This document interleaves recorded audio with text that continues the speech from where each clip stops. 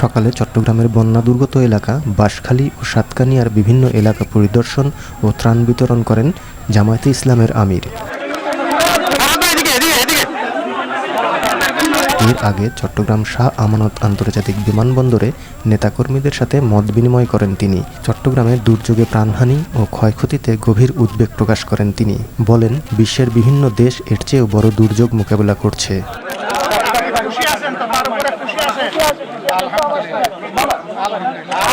জামায়াতে ইসলামের আমির ডক্টর শফিকুর রহমান বলেছেন, সামান্য বৃষ্টি হলে চট্টগ্রামের মানুষের দুর্বিষহ অবস্থা হয়।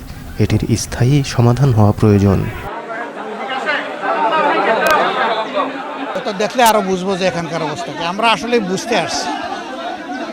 জনগণের জন্য যেহেতু আমরা কাজ করি, আমাদের দুই ধরনের কাজ। একটা হলো দলীয়ভাবে আমরা যা পারি মানুষের পাশে দাঁড়াবো, আরেকটা হলো সরকারের উপরে আমরা জনগণ যে অধিকার রাখি এই দাবিটা আমরা উত্থাপন করি।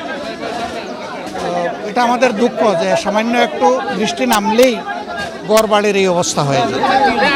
সাতকানিয়ার মানুষ তুলনামূলকভাবে মনে হচ্ছে একটু বেটার, কিন্তু ওখানে যেখানে গিয়েছি জায়গাটা খুবই দুর্বল এলাকা, খুব গরিব মানুষের এলাকা। তাদেরকে দেখে ভীষণ খারাপই লেগেছে আমরা যতটুকু পারি তাদের জন্য করেছি।